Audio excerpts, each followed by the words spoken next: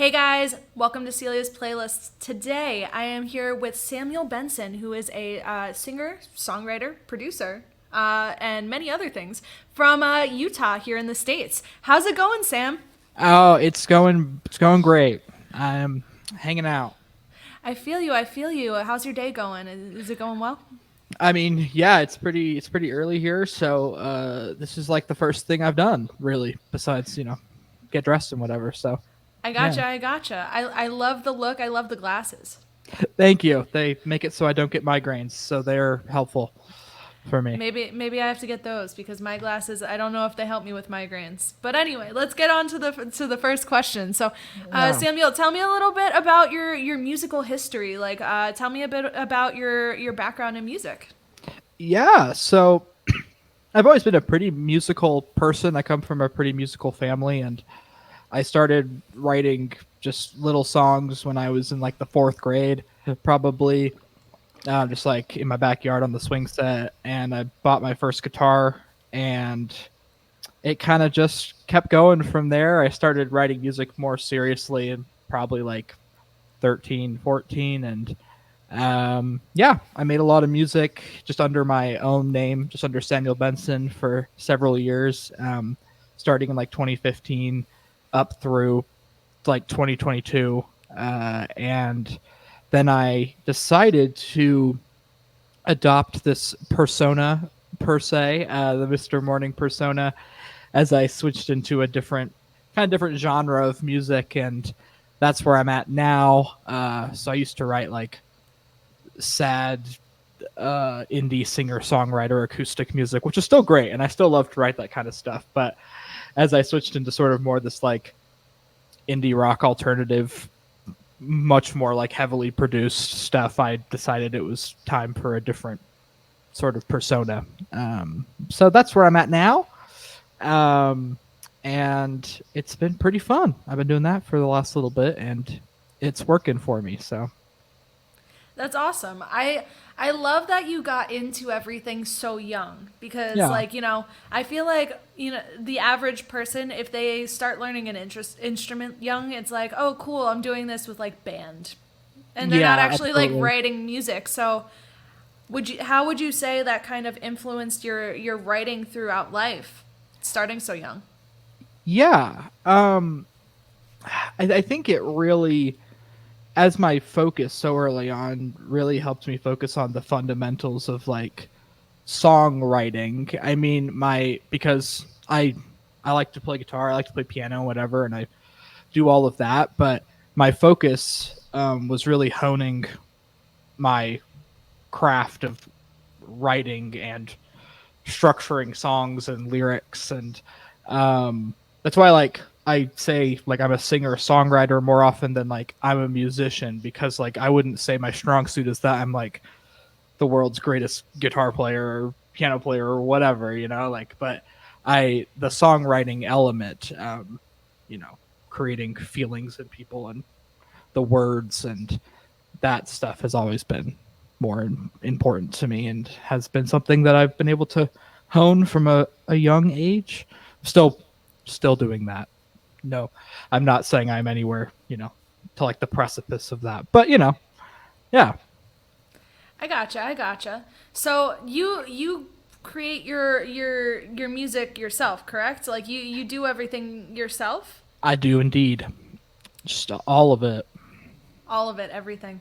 So Every kind of like tell me a little bit about your process because I know that like obviously like the more indie singer songwriter stuff is gonna be a very different approach to the Mr. Morning stuff, which is like way more like punky, like Midwestern emo-y, like just Yeah. deliciously emo. Yeah, for sure. Which I mean, those two things kind of go hand in hand, because I mean, the lyric writing and all of that didn't change very much for me. It was just kind of the sound that changed. So still, that translated pretty well to being pretty emo in that way, because I'm pretty emo. But not that you'd guess that from this appearance. But I mean, people I sometimes don't guess it from me either. I'm like, do you ever see? I'm trying to wear colors now, but like, I'm yeah, oh, it's the flower shirts that hides all the really deeply sad lyrics. But to answer your question about the process, I because I am such like a lyric first writer, like almost like not a poet because that sounds pretentious, but you know, like the lyrics always come to me first as a person. Um, and so when I'm crafting my songs, they often start like that indie singer songwriter thing I did for a long time, where it's just I write these lyrics, I sit down with my guitar, I sit down at my piano, and I just come up with the general like structure, melody, some chords, and whatever. And then most of the actual like building of the songs in terms of, you know, lead guitar parts, synth parts, all of that just usually happens in the recording process. And that is kind of a necessity because like I don't have a band, I don't have, so it's like I can't really do it any other way because I don't have like a drummer who can sit down and figure out some drum parts while I'm like trying to build a bass part or whatever. So it kind of all has to come together in the actual recording process in the like in Logic and whatever. And but they all start out just like they did when I have been writing music since I was a kid, which is just me and a guitar, me and a piano, and they eventually evolve once I decide I want to sit down and start recording stuff. But yeah. I gotcha. So when you're creating that, do you start with you and the guitar and then build everything around that, or do you start like typically with like drums, rhythm, and then build up to that? Yeah. I'm sort of taking a different approach with the album that I'm working on right now, where I am kind of starting from that just me and guitar approach, like just starting by recording like a general scratch track or whatever of just that very raw me with the mic singing while I play the guitar part, like or whatever, or a rhythm guitar part, and then starting to build everything around it. But when we did Sun Chaser, the EP that the Mr.Morning EP that exists in the world, that started. Um, we just kind of built up. I built up from making drum parts and then bass parts, and then we kind of just built it up layer by layer until we got what we wanted, and that was. And I had spent since there's only 6 songs, I had spent some time like trying to figure out some additional parts because I knew it was gonna be a more fully produced thing, but a lot of it kind of just came about through trial and error on the recording, and they went through a couple of different iterations and versions throughout. So I gotcha. Your Mr. Morning music was some of the first music that I listened to from Threads. You know that, right? I Because I do, think yeah, I do I was remember at the that. Yeah. gym and I think I sat there and listened to your entire like your entire album, and I was like, oh wait, like I'm still listening to this guy. This must mean it's good music. Like I'm sitting here on the. Which I I didn't appreciate. realize Yeah. how long I was on this bike, but I really loved the style. So I want to kind of talk a little bit about influences. So like where did your inspiration for the sound of Mr. Morning come from? Yeah, so I've always been drawn to this more like you said sort of I mean I don't know Midwest emo people have some contention over Well, what maybe that because is. you're in the Midwest, they talk about that, but I'm in New Yeah, York, so that's and a no one knows. Yeah. Um and so but I've always been really drawn to like more of what people call like the emo bands or alternative rock stuff. Like I grew up my older brother was fully into like the emo movement. He was the, you know, wearing the spiked like wristbands and wearing the Jack Skellington t-shirts and had the dyed black emo over and all that kind of stuff. So like I got a lot of my music taste from him because when he moved out I inherited like his room that he lived in. He left like all of his CDs and so I kind of started diving into your Good Charlottes and your Fallout Boys and your, you know, Panic at the Disco and I Blink 182, and I really fell in love with that music that was so fun and intricate, but also there's a lot of heart and depth, especially someone like Fallout Boy, who I have a deep love for. Like Pete Wentz is such an incredible poet, like at his heart. And so the music just kind of serves to be a vehicle for that, and always has for them. And I just wanted to do a similar thing because for me, the lyrics are often the most important thing and the thing that I start with because I'm trying to not bare my soul. Yeah, kind of bare my soul. I'm like, I'm trying to make sense of my thoughts and my world through music. And so I never want anything to get in the way of that. Um, and I find that that type of music does a good job of doing that. So I'm inspired by a lot of those types of artists, and my earlier stuff of like the indie singer songwriter stuff, I feels more in line with like early like Dashboard Confessional. There's a lot of just him with some acoustic guitars, but there's this still this deep like emo core to it. You're So speaking my language over here. This yeah, is all I of the stuff figured. that I grew up I listening figured. to. I know that we have like a similar music taste because whenever I post something, you're like, "That's a good song," and I'm like, "I know it's a good song." I know it's the best. Yeah. It's always good to find someone out there that's just like in your like world and realm of music, and being able to share that with people is like a fun, interesting thing. Because if you think about it and you think about what you just said, especially with the lyrics, like sometimes like people can communicate by being like, this song is what I feel like right now, Oh yeah, I do based that off all of the like the time. lyrics.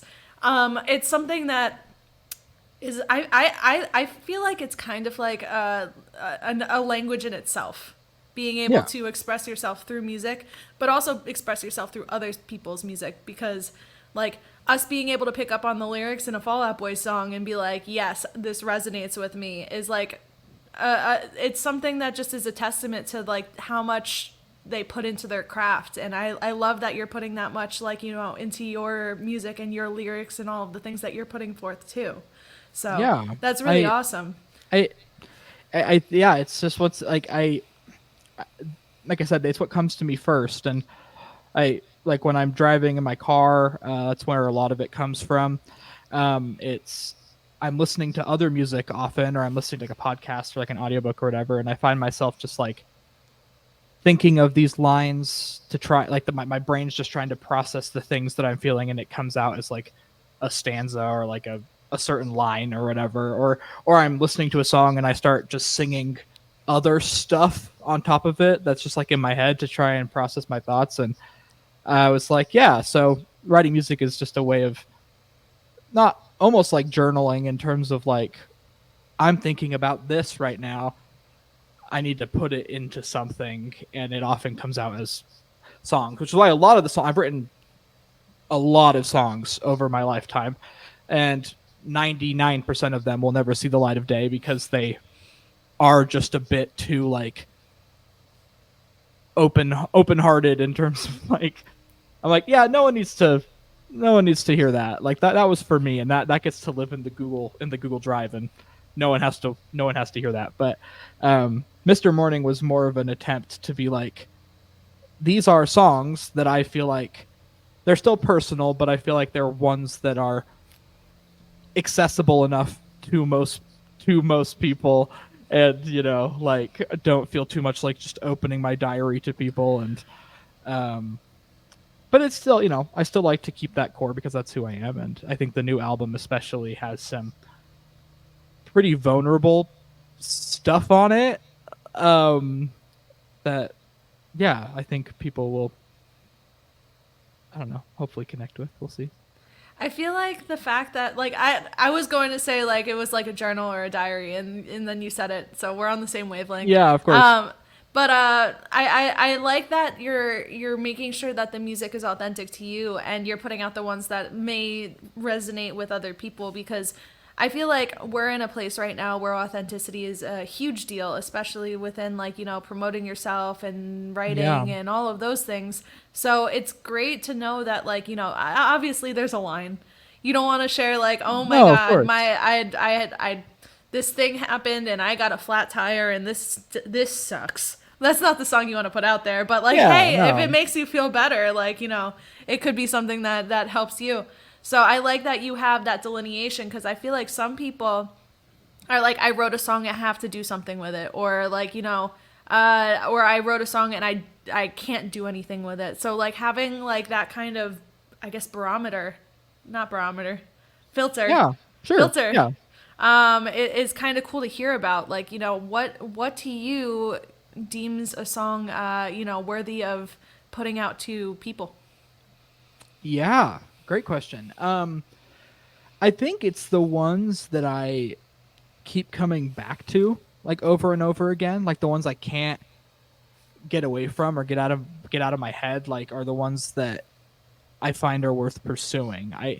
And with the EP, like I mean, I believe one of those songs that's on there I wrote probably like 4 years ago, maybe longer, and but it was just one I just kept coming back to. Like I'd be working on my old project, I'd be working on other projects with other people that never went anywhere, but like I kept pulling that song. I was like, oh, I want to do something with this. Like I really like it, and so I knew for that I was like, oh, then maybe other people will also feel that way.